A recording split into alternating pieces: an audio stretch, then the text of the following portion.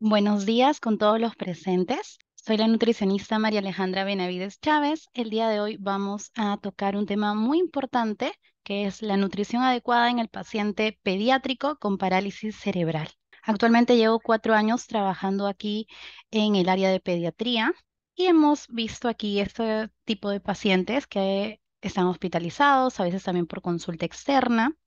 Y es importante que tengan en cuenta que el estado nutricional de estos niños se va a ver afectado, por eso es importante el equipo multidisciplinario para el manejo de esos pacientes.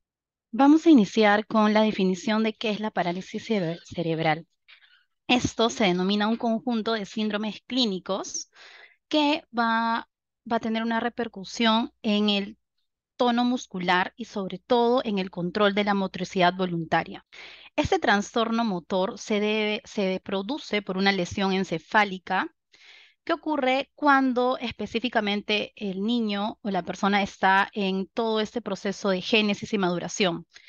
Es decir, su sistema nervioso está en constante crecimiento y ocurre esta lesión que provoca estos daños en el tono muscular y en el control de la motricidad voluntaria. Como observan aquí en la imagen, existe diversos tipos de parálisis. Tenemos los espásticos, que significa que los músculos son tensos y rígidos. También disquinético y ataxia. Estos son los tipos de parálisis cerebral y las áreas del daño cerebral involucradas. ¿A qué edad puede ocurrir esta enfermedad? Puede ocurrir a partir de los 2 años, aunque también el diagnóstico se puede dar a partir de los 4 o 5 años. Con respecto a las consecuencias, tenemos que entender que el sistema nervioso central se involucra en el control orofaringeo, es decir, la alimentación y la deglución, y esto se modula por el sistema nervioso entérico, que es aquel sistema que tiene que ver con controlar el aparato digestivo. Entonces, puede tener una repercusión a nivel intestinal con las secreciones gastrointestinales, también el control de la motilidad y una dismotilidad en el intestino. Esto puede ocasionar reflujo gastroesofágico y en estos pacientes, en estos niños que tienen parálisis cerebral, alrededor de la prevalencia de este reflujo gastroesofágico es un 15 a un 75%, que ocasiona un retraso en el vaciamiento gástrico, una alteración peristáltica esofágica y una relajación transitoria. Dentro de las consecuencias que va a ocasionar esta parálisis cerebral puede ser desnutrición, puede ser una esofagitis, infecciones respiratorias de repetición, o sea, constantemente estos niños van a ingresar al hospital por insuficiencia respiratoria y también puede ocasionar por tener esa parálisis que los intestinos no tengan movimiento y puede ocasionar hipotonía, espasticidad y llegando al estreñimiento, que también es uno de los síntomas que presentan estos pacientes. El sistema nervioso central está relacionado con distintos nervios que van a involucrar la masticación, la respiración y la deglución. Por eso es importante entender cuál es la repercusión a nivel nutricional de estos niños con parálisis y que tienen que asistir a un nutricionista. También hay una consecuencia que puede ser a corto, mediano o largo plazo que tiene que ver con el crecimiento. Cuando acude a consulta a un niño con su mamá o su cuidador y nos dice, ¿por qué mi niño no está creciendo? Tenemos que utilizar curvas. Idealmente, actualmente, según la evidencia científica, no hay una curva ideal para pacientes con parálisis cerebral para estos niños, pero más adelante voy a presentar qué curvas estamos utilizando. Actualmente usamos esta aplicación nutricional aquí en el hospital, que es de la Sociedad Española de Gastroenterología, Hepatología, Nutrición y Pediatría, donde, como observan aquí, podemos estimar la talla por segmentos. Lo ideal es que cuando ustedes acudan a consulta nutricional, se les realice estas medidas dependiendo de qué grado de parálisis tiene su niño. Puede ser la longitud de la tibia, la longitud de cúbito, la longitud de la parte superior del brazo y la altura de la rodilla. Con estas medidas por segmentos se colocan en una fórmula y nos va a estimar la talla por segmento si es que el niño está muy con los músculos tensos y no se puede lograr esta medición de la talla. Entonces,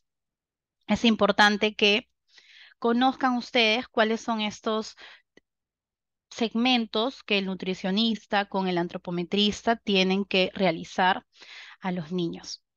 Ahora vamos a tocar el tema del gasto energético. De por sí, esto se va a ver alterado por diversas condiciones que puede tener su niño. También tiene que ver con la situación neurológica, es decir, cómo está la espasticidad de este niño, qué tan rígido está. Y si es mayor, va a tener un efecto en su gasto energético. Este va a verse alterado, es decir, aumentado. Si este niño está con parálisis, va a tener un gasto energético menor, va a estar disminuido, y también su estado nutricional, si está en desnutrición, va a tener un gasto energético disminuido, y si está en realimentación, que es lo contrario, va a tener un gasto energético aumentado. La actividad física, si el niño asiste a rehabilitación, su gasto energético, es decir, la cantidad de energía que debe consumir este niño, se va a ver incrementada, porque va a tener rehabilitación.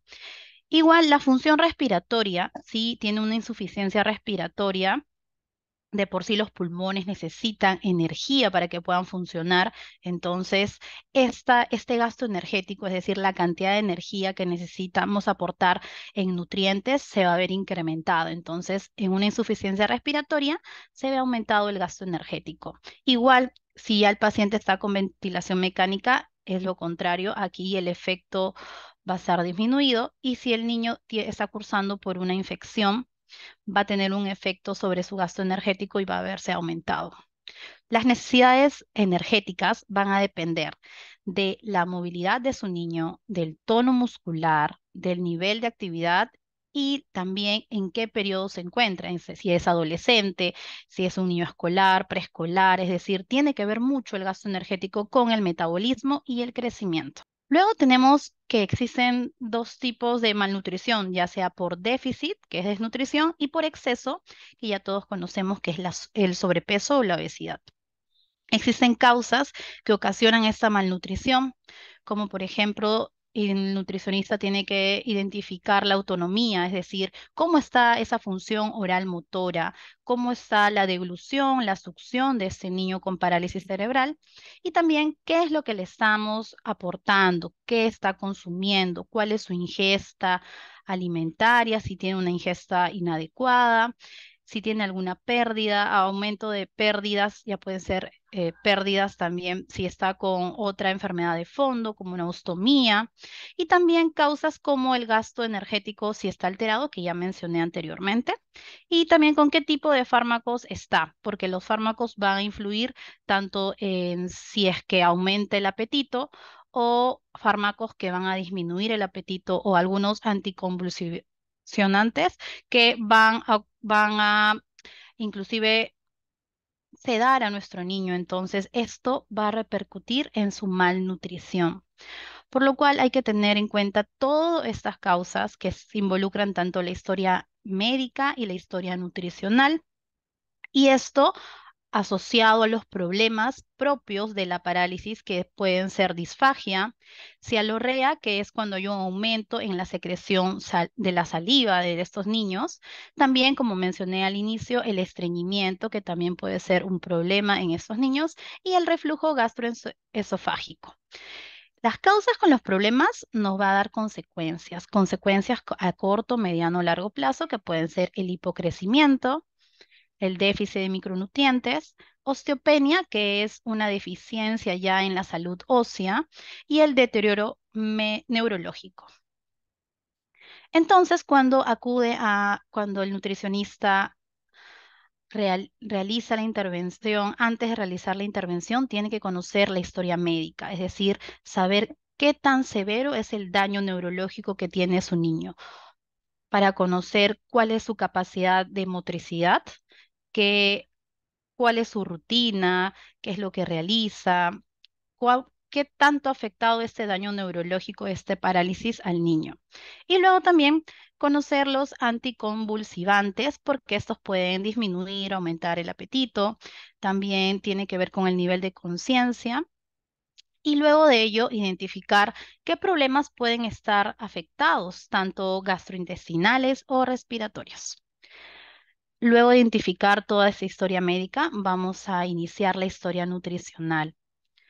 Identificar el contexto de con quién vive el niño, la valoración de la autonomía, es decir, si el niño se puede sentar, cómo está su postura, cuánto tiempo puede permanecer sentado, la actitud que tiene respecto a la alimentación, si está con vía oral, tenemos que identificar todos estos puntos para luego ya eh, intervenir y darle un mejor manejo nutricional. También las habilidades motoras, es decir, el niño sella los labios, tiene ese reflejo de extrusión donde pone la boca para afuera. Si el niño presenta babeo, cuánto es con qué frecuencia. Si también presenta síntomas como náuseas o retraso de devolución. Y si le están brindando los alimentos sólidos, qué cantidad y qué tipo de textura le están brindando a ese niño, incluye todo eso parte de la historia nutricional. Cuando realizamos el proceso de atención nutricional, es importante que conozcamos qué es evaluar a su niño, pero según un punto de vista nutricional, una evaluación integrada que incluye la parte de antropometría, bioquímica, clínica y dietética. Y en estos niños, la parte antropométrica existe según género y según los niveles de GMFCS, que son gráficas que miden el estado motor grueso, pero según la edad de su niño. Estas tablas ya son validadas y se utilizan para realizar esta valoración antropométrica y con esta clasificación podemos también estimar las calorías que requiere su niño. Eso es el primer punto, la antropometría. Luego, en la parte bioquímica, tenemos que conocer cómo va un hemograma completo, es decir, hierro, ferritina, transferrina. También ciertos micronutrientes que se ven afectados en la parálisis, que es el calcio, el magnesio, y también conocer la función de, bueno, cómo va el nivel de albúmina, proteínas totales, las enzimas hepáticas, vitamina A, B12, D, E, ácido fólico, zinc, y este control en estos niños debe ser de forma anual.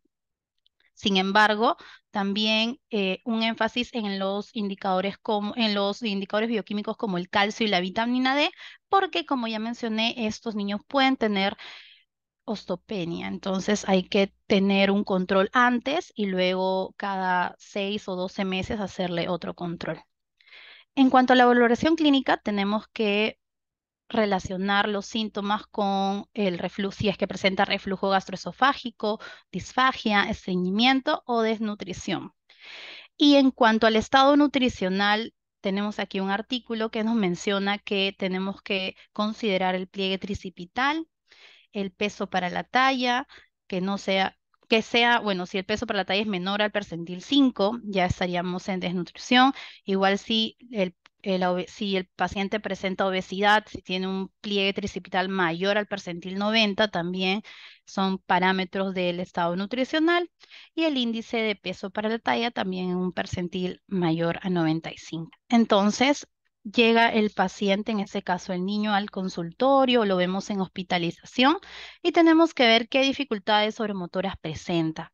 Luego, identificar la desnutrición con las medidas antropométricas. Usamos el pliegue tricipital que sirve para ver la reserva calórica que presenta. Es una medida sencilla. Consiste también en identificar el perímetro braquial para ver la reserva proteica. Existen esas tablas sí son las para población general. Sin embargo, tenemos que hacerle un constante seguimiento, ¿no? Puede ser cada mes y ver si esto está depletándose, es decir, si ha disminuido o si se mantiene, inclusive si es que puede ir subiendo con una buena nutrición. También el déficit de micronutrientes para ver la densidad ósea y la sobrenutrición. También vemos indicadores en niños mayores de 5 años como el IMC para la edad, si este está en mayor a un 95%. Cuando tenemos estos problemas nutricionales en los niños con parálisis cerebral, tenemos que intervenir. Y la intervención se basa en las necesidades energéticas, que el mayor predictor es la masa magra. Para ello contamos con distintas fórmulas que incluyen solamente la talla y el factor de actividad. Ya mencioné cuáles son esas medidas, esos segmentos que se deben colocar en una fórmula para hallar la talla exacta, debido a que el niño con parálisis cerebral quizás está muy rígido o tiene sus músculos tensos, entonces quizás no se puede determinar una talla, por eso se usan las medidas por segmentos. Y también tenemos la otra fórmula, que es por el tono muscular y el factor de actividad más el factor de crecimiento. Estas fórmulas nos van a ayudar a calcular las necesidades energéticas de su niño. Sin embargo, hay evidencia, nos mencionan algunas, la Sociedad Española de Gastroenterología recomienda que la ecuación Schofield estima las necesidades calóricas como punto de partida, pero siempre hay que reevaluar.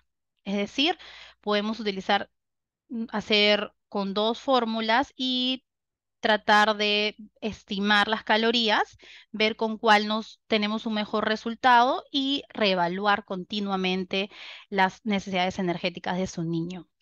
La mejor forma es monitorizar ganancia de peso y también el IMC en respuesta a la intervención. En pediatría, todo es un monitoreo constante y ver la ganancia de peso en estos niños.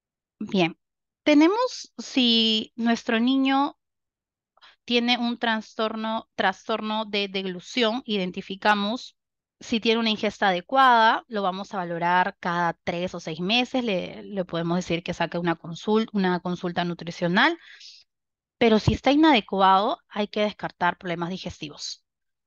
Es decir, si existe un problema digestivo, tiene que iniciar un tratamiento. Aquí, con todo el equipo multidisciplinario, se parte de su tratamiento. Y si no existe problemas digestivos, tenemos que ver si existe algún problema a nivel respiratorio, si tiene un riesgo de aspiración.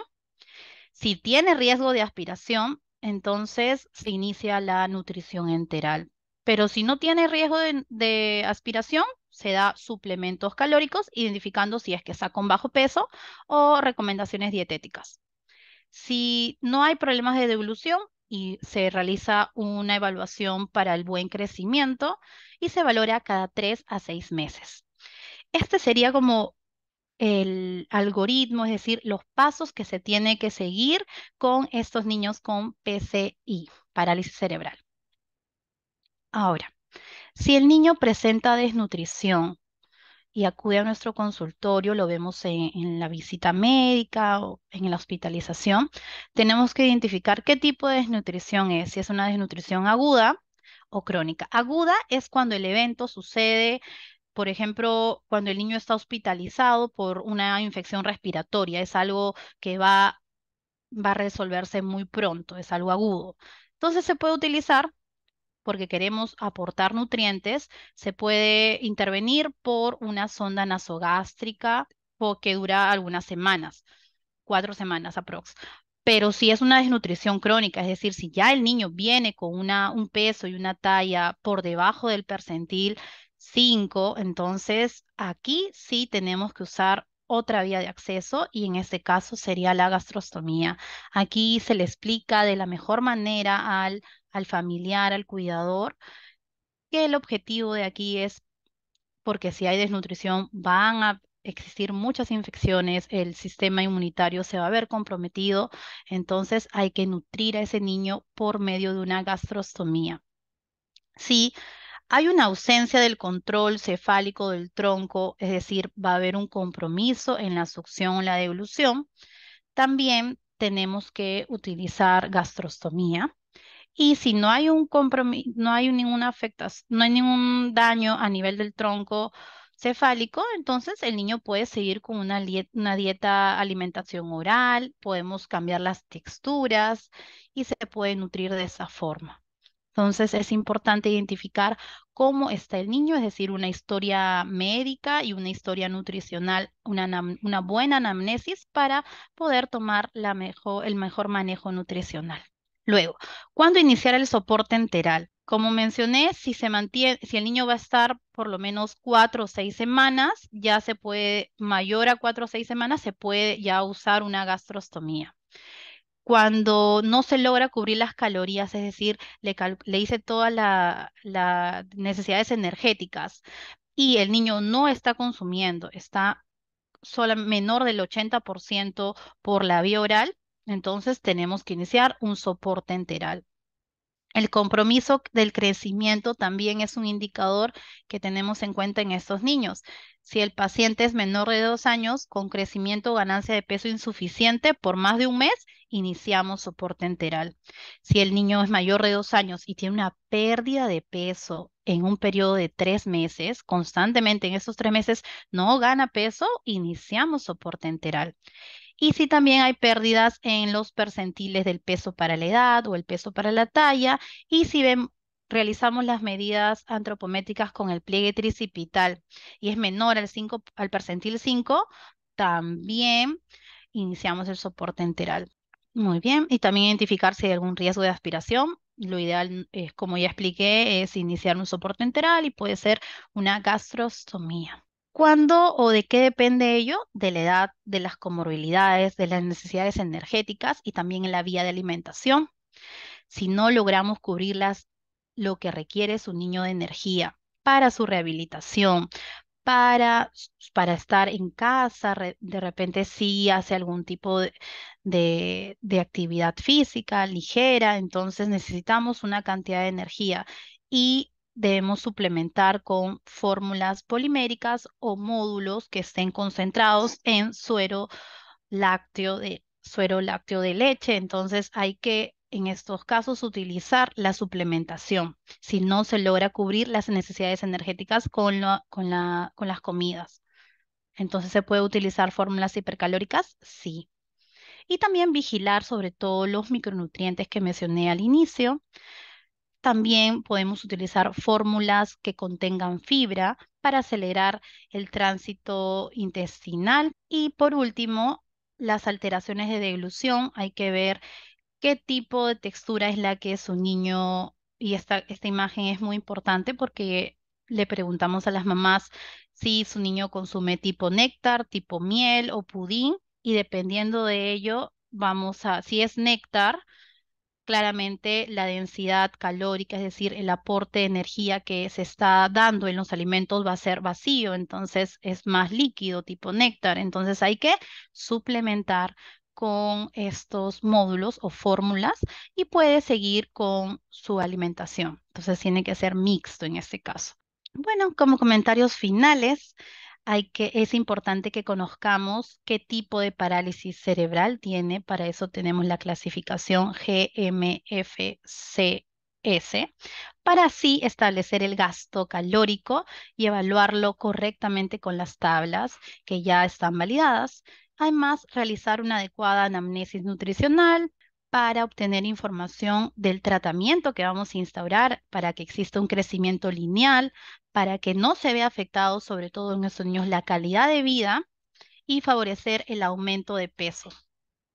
Con ello, con un buen estado nutricional, vamos a lograr que nuestro paciente no ingrese a hospitalización, que si es que tiene algún problema de cicatrización, esto se resuelva de la mejor manera y lo más pronto, y también evitar la broncoaspiración. Por último, hay que utilizar indicadores bioquímicos para identificar la desnutrición. Como mencioné, estos pueden ser cada 3 meses, 6 o anuales. Sin embargo, no existe un marcador único que represente un buen o un mal estado nutricional. Como mencioné, el ABCD es un conjunto de criterios para identificar que este niño está en un estado nutricional correcto o no. Estos niños suelen tener una menor ingesta de minerales, lo que predispone a que tenga deficiencias.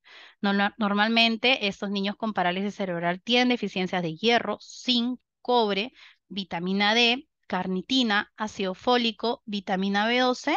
Por eso es importante que constantemente se hagan estos bioquímicos para suplementar si fuera el caso, porque quizás con la vía oral, o sea, con los alimentos, no se llegue a cubrir. Por lo tanto, la identificación de niños con parálisis cerebral desnutridos debe basarse en la interpretación tanto de datos antropométricos, así como de micronutrientes. Eso es muy importante que tengan en cuenta. Bueno, eso fue todo por hoy. Sin embargo, esta frase es algo me llamó mucho la atención y básicamente nos llama a la reflexión de que cada uno de sus niños según sus necesidades y cada uno según sus capacidades. Por eso la atención nutricional en estos niños es personalizada. Muchas gracias. Atenta a las preguntas si es que hubiera.